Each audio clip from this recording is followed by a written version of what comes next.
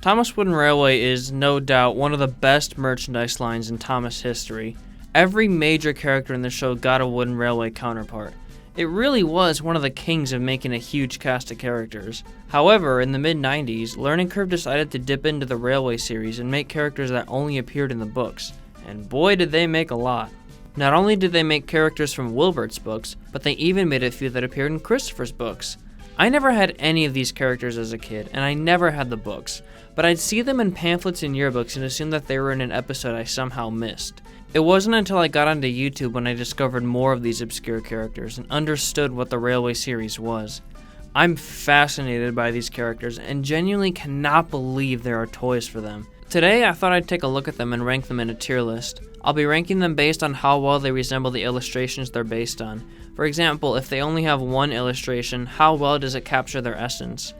Alright, we've got over 20 items to take a look at. I can't wait to see who we're looking at first. In 1996, we got a look at our first two Railway series exclusive characters, the first of which being D199. Everything about this toy is so weird to me. All the other characters in this video are clearly based off of one singular illustration, but D199 seems to be completely made from the ground up. His body more so resembles his colleague D7101, and he has this very uncharacteristic expression. Seriously, why did they give him such a happy face? He's never once shown to be smiling in the books. Perhaps someone at Learning Curve wanted all of the engines at the time to have a happy face, but that doesn't really track considering that Diesel doesn't have one. Oh well, at least he's well detailed. We're still in the era of somewhat minimal details, so seeing a character with all of these details is quite refreshing and impressive. He definitely does stand out amongst the other characters, so I assume that's why he was sold for so long. This isn't the greatest character to start off with, but he's not terrible. I'm gonna throw him in the C tier. Very, very average toy. Now, if you thought that was an interesting choice, wait till you see this one. Of all the characters they could have made next, they chose Coli. And I have to say, this is not a very good item. In fact, I consider this one of the worst Thomas Wooden Railway items from the early years of Learning Curve. Why does he have this huge footplate? Where did they get that from? The mountain engines are supposed to be very boxy and flat. They're also supposed to have sloped boilers, but I'll give Learning Curve a pass on that. It was only the third year of Thomas Wooden Railway, and that was probably a bit too advanced for them to master at the time. What I won't give a pass for is this absolutely horrifying back face. The fact that these engines have two faces is already creepy enough, but why did they have to make this so goddamn scary? If I had Coli as a kid, he'd probably be my sleep paralysis demon. The front face is also a bit strange. Like D199, it doesn't really seem to be based on any illustration. Maybe this one, but that's kind of pushing it. I do find it very comical how small they made it. This has to be the smallest face in any form of Thomas merchandise. Yeah, definitely not one of Learning Curve's best. I think Coli will fit pretty comfortably in the D tier. 1996 was not the best year for new Railway series characters. Let's hope 1997 is. And lo and behold, it is! Not only did we get new Railway series characters, but we got new rolling stock.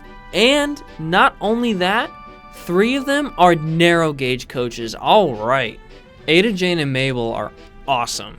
Ada's face is perfect. It looks dangerously close to how she did in the books. Now, we never got a clear shot of Jane or Mabel's faces, so Learning Curve took the liberty of designing them themselves, and I think they look great and are filled with so much character. I've always thought of Mabel as the bitchy one of the 3. I love how they have molded seats. I don't have any, but they'd probably be perfect for capsule playroll figures. They sure do accommodate Lego figures nicely. 1997 was a few years before the characters started to have names on their chassis, so to make it easier for kids to differentiate them from each other, Learning Curve put Ada, Jane, and Mabel's names on their backs. Such a clever move. I also did the same thing with my narrow gauge coaches. I really wish we got a model of Cora, but these girls are still very impressive, and the fact we got rolling stock specific to the narrow gauge railway is very admirable. I can't think of 3 better contenders for the S tier. Or can I? I love Fred.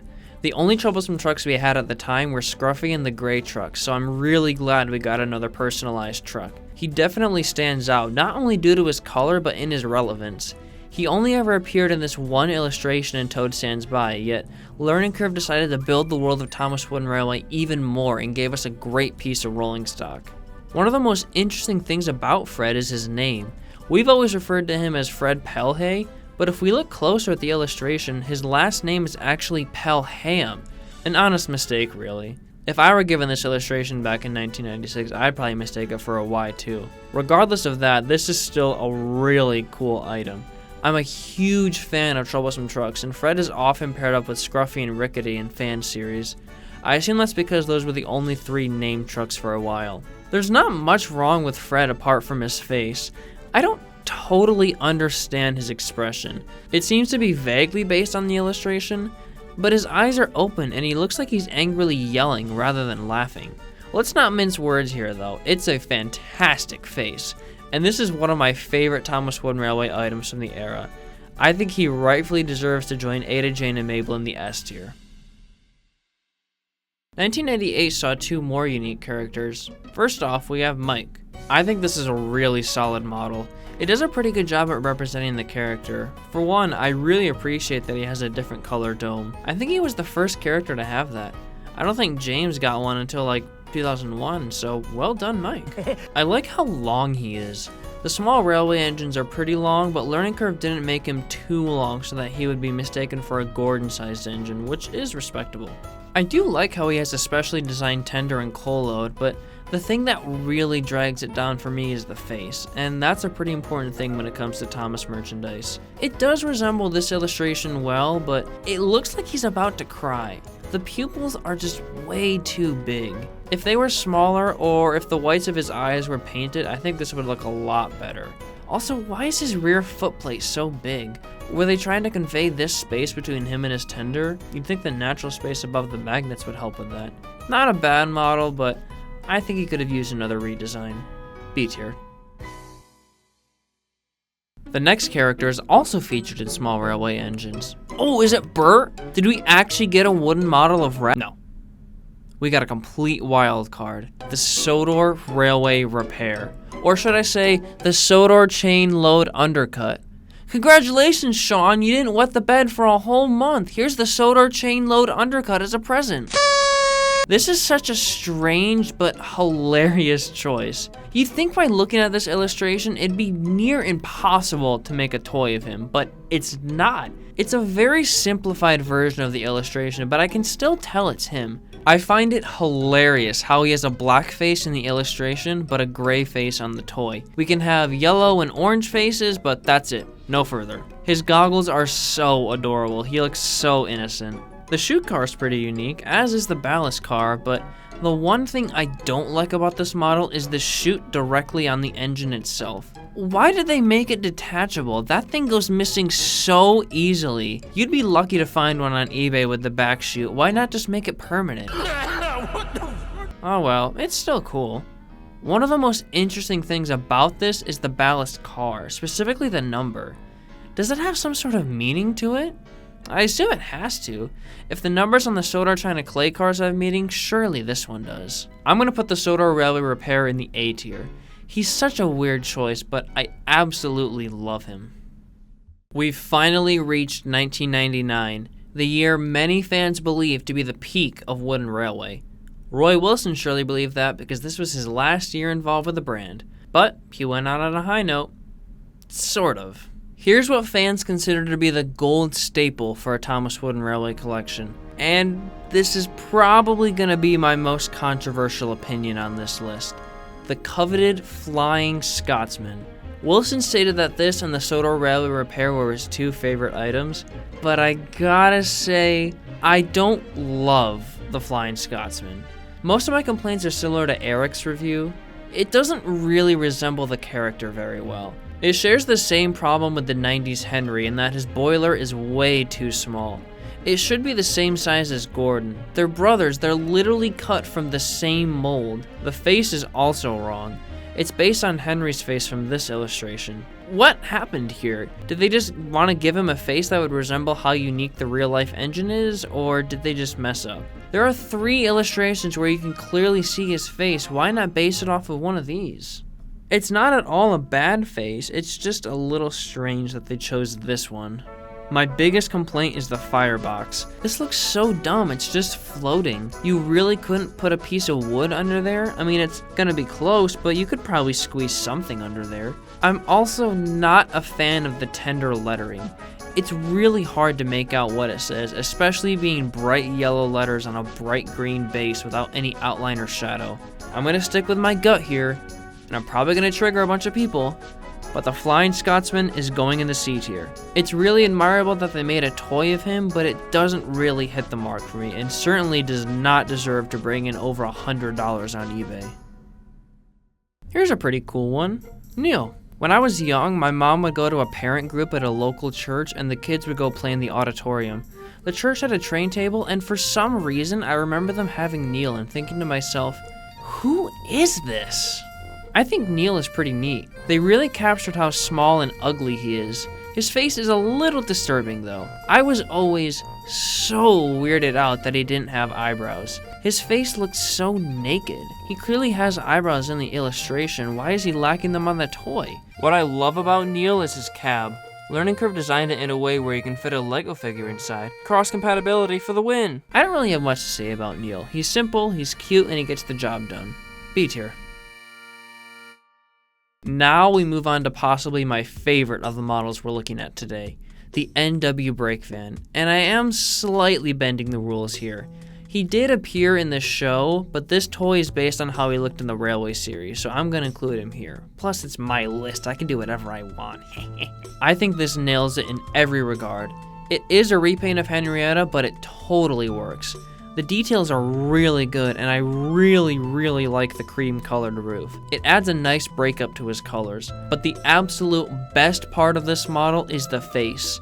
That face is awesome. It totally screams spiteful and mischievous. I actually think this looks better than the illustration. I don't know how they did it, but Learning Curve somehow managed to top the source material. I would have loved if he had this snarling face, but the mischievous face is more than perfect. My only complaint is that he couples the wrong way. In the show, his face is at the back, as it is in this illustration, but in this one, he's facing forward. I would knock it for that if it was a poor representation, but this is such a great toy that I'm gonna give it full marks. The S tier was made for items like this, no question.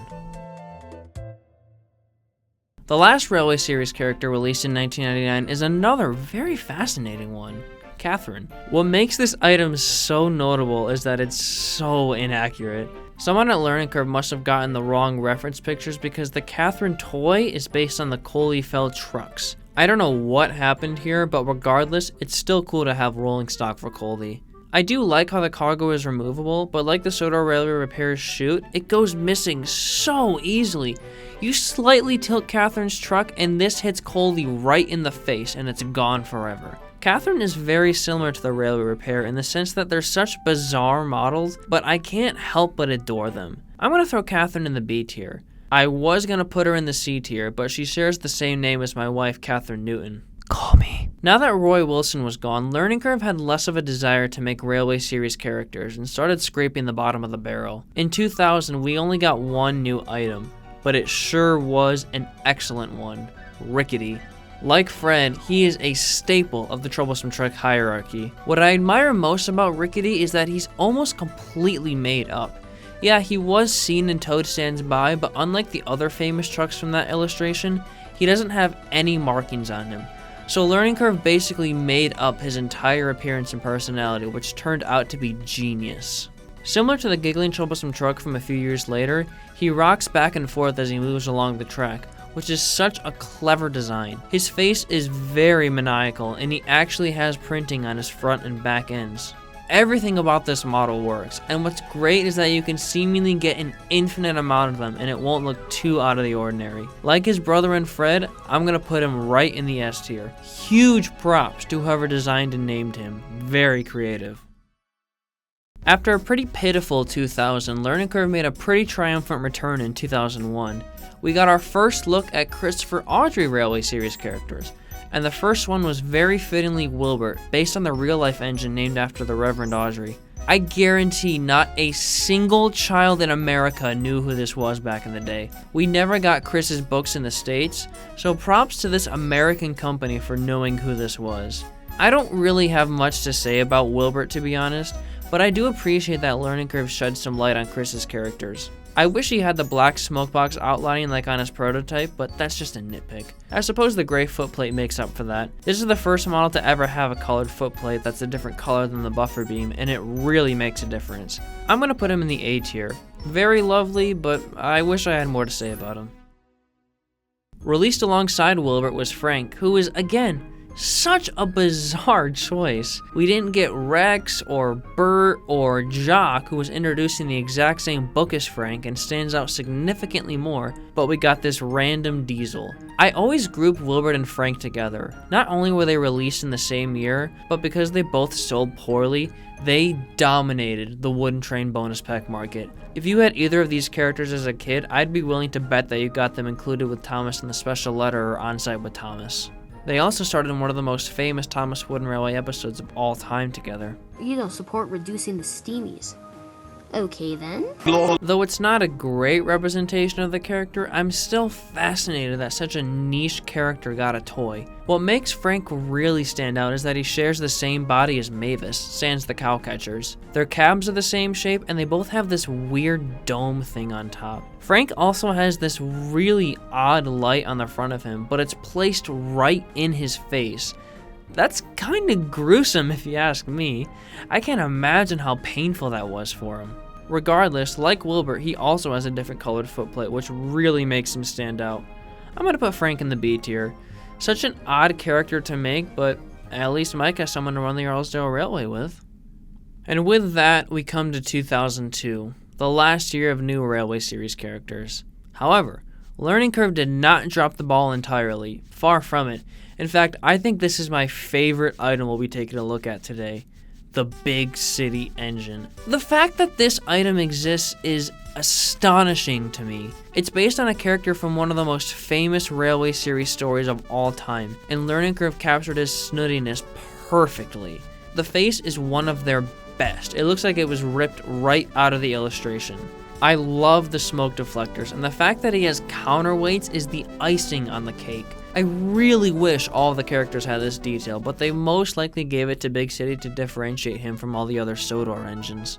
Similar to the Flying Scotsman, his firebox and cab are just floating, but I can sort of forgive it here, as there's no feasible way you could fit a support in between these huge wheels. The only thing I don't really like about this model is the tender. It seems like Learning Curve just made up the design when they really should have just given him a Henry tender to make him more accurate, but that's really nitpicky. Regardless of these nitpicks, I adore this model. This is one of my favorite Thomas Wooden Railway models, period, and he rightfully deserves to be in the S tier. How I wish this was the last new Railway Series character we got. The last one we got is another oddball choice, and if I'm being honest, it's not a pretty one. Hugh. Hugh is unique because he's the only character up until this point that was not sold by himself. He was included in a 3-pack with a hippo car and a zoo box car. Learning Curve probably bundled these together because they knew kids liked animals, and Hugh definitely would not sell well by himself. It definitely paid off because this pack was sold from 2002 all the way up to 2011. That's crazy. He's the longest produced Railway Series character on this list. Like Wilbert and Frank, Hugh is a Christopher Audrey character, and I'm willing to bet all of the ad revenue I get from this video that not a single American child in 2002 knew who this guy was. I hope I don't offend any Hugh fans when I say this is one of the weakest items on this list. He doesn't really look anything like he does in the Railway Series, but he is a pretty complex shape, so I don't entirely blame Learning Curve. One thing I ironically love about this model is his cylinder. It's just sitting up there on his side tank doing nothing. Absolutely hysterical. Clearly no one at Learning Curve knew what that was. The face isn't actually too bad, but it's really big. If it was shrunken a bit, I think I'd like this model a lot more. While he's not as bad as Coli, I'm still not a huge fan of this model. I'm gonna throw him in the C tier. After 2002, we didn't see any more Railway Series characters.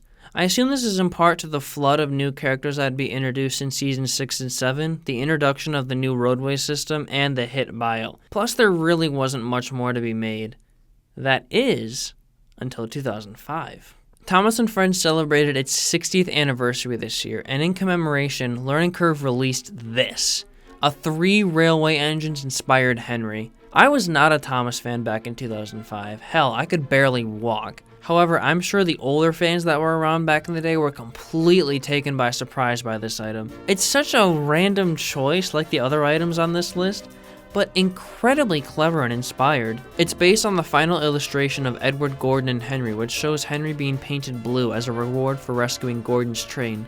The fact that something like this could be made into a toy in 2005 is baffling, and it's not a bad item at all. In fact, this is one of my personal favorite items on this list. I just love the idea of it. This is only something the hardcore fans can appreciate. The only thing about this I don't really like is the face. It seems to me like they were trying to emulate one of these faces, but it just comes off as kind of creepy to me. I honestly would have preferred it to have the standard 2003 face, but I still appreciate the effort to try. Also included with this pack was a story card recounting the events of the story. I don't actually own the card. You can blame Wooden Fan 1 for that. But it's very sweet and it gives some context to the kids who'd be playing with it. Minus the somewhat creepy face, I think this is a top tier wooden railway item and clearly came from a place of passion. It, in a lot of ways, reminds me of the new Playrail Thomas. A tier.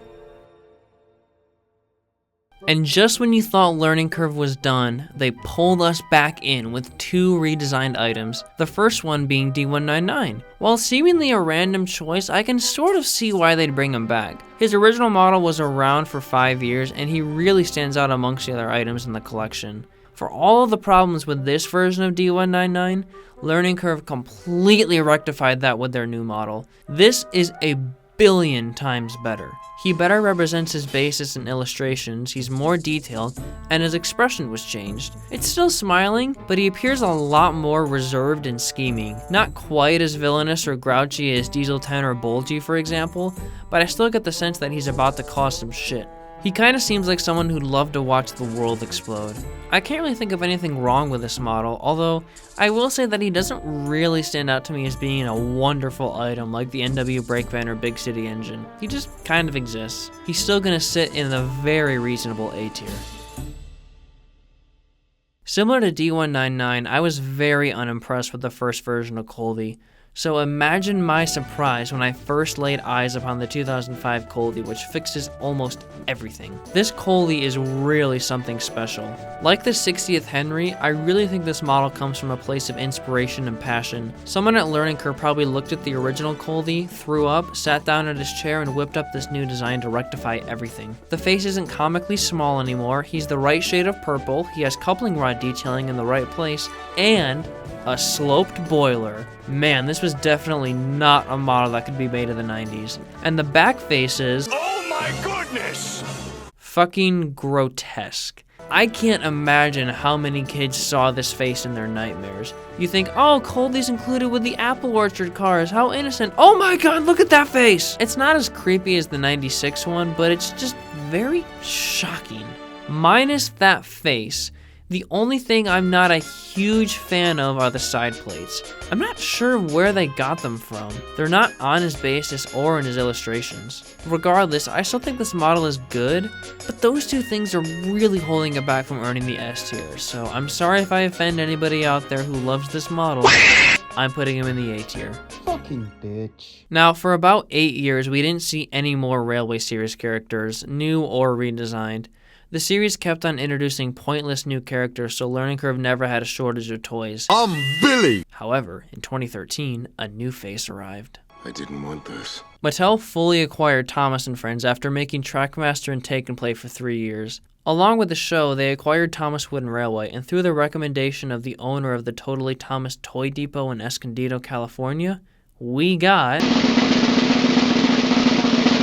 a new flying Scotsman. I remember when this was first released back in 2013, everybody was going ballistic, and rightfully so. Not only is it a rendition of one of the most well-known steam engines ever, it improves on almost everything the original model failed to convey. His face fully fits on the smoke box, his firebox has something to rest on, and he was given much more pronounced details, including splashers, pinstriping, and a British Railways logo, albeit mislabeled as Mainland Railway, probably for copyright reasons. We can also see the lettering and numbers on his tender much more clearly on the new model, thanks to the red drop shadow. I only have 2 issues with this model. For one, I wish his boiler was bigger. It's the same size as the original model, and I notoriously wasn't a fan of that. And while I do like how his face fully fits on the smoke box, I don't like how puffy it is. It looks swollen to me. I also would have liked to have seen a new face, but I'll give that a pass because it shows that Mattel actually remembered the old model and how good of an impression they wanted to make with fans. I'm gonna put the new Flying Scotsman in the A tier, just missing out on the S. It's right on the line. Alongside Flying Scotsman, we got another version of D199. Because D199 is totally the character that needs 3 variants. One major version of Donald and Douglas for 16 years? Yeah, I didn't want funnels on him either. This version is exactly the same as the 2005 one. Well, the lining was made thicker, and his edges are rounded. That's about it. And that face? Only a little demented. One other major change is his bogies are now made of plastic. This is something Mattel did with their first few models, and I should have mentioned it with Flying Scotsman. This isn't a huge issue in my eyes. I mean, it's not the hardest thing to make out of wood, but this was one of their first models, so I'll give them a pass there. And they did eventually graduate to wood bogies a few years later, so at least that's a plus. I'm also going to put D199 in the A tier. There's just not a lot to say about him. But him having 3 versions pretty much confirms to me that he sold well because he's a different race than the other characters. See, Mattel? People of other colors will sell. And no, he does not sound like maracas. Every year during Mattel's run of Thomas Wooden Railway, they reintroduced a character that had received a previous model. In 2014, we got a new version of Lady, in 2016, we got a new Bertram, and in 2017, we got a new Scruffy that encouraged kids to kill him. Somebody help me, please. However, in 2015, seemingly in commemoration of the 70th anniversary of Thomas, they gave us a 3rd version of Coli. This model has always held a special place in my heart because it, along with the 2014 Duck, was the first item I got when I got back into collecting Thomas Wooden Railway in 2016. And I gotta say, this is a very handsome item. It feels very classy to me. For one, I really like the face. If Colie were in the CGI series, this is what his face would probably look like. Speaking of faces, the back face is perfect. Not large or creepy as hell, perfectly suitable. The rest of the model is also pretty solid. I like how the gold and silver details pop and glisten in the light. Really makes the model stand out. However, I'm not a fan of the simplistic coupling rod detailing. After seeing how intricate the 2005 ones were, it makes this one seem like a downgrade. He's also lacking the sloped boiler, which really would have sold this model for me. If I were to make a perfect version of Coli, I'd take the back face, chassis, and shade of purple from the new model and put them on the 2005 version. Regardless, I still like it, and he's gonna sit comfortably in the B tier.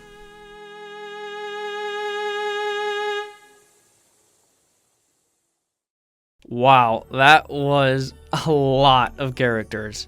It's really interesting looking at who Learning Curve decided to give models to. Some of them are super accurate and intricate, while some of them completely miss the mark.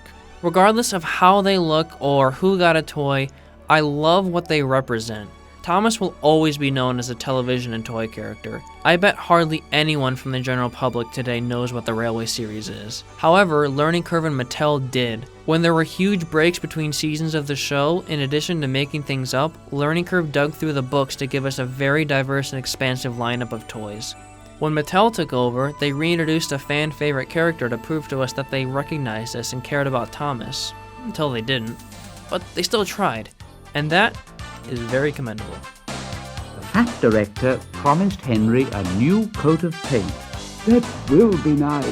London's Euston. Rubbish. London's Paddington. Sir Handel says they're trucks, but they have seats, so I say they're coaches. Had a good wash out, Henry? That's right. You feel a different engine now? Get moving, you! Henry puffed the sulky diesel into motion. and started to the rescue.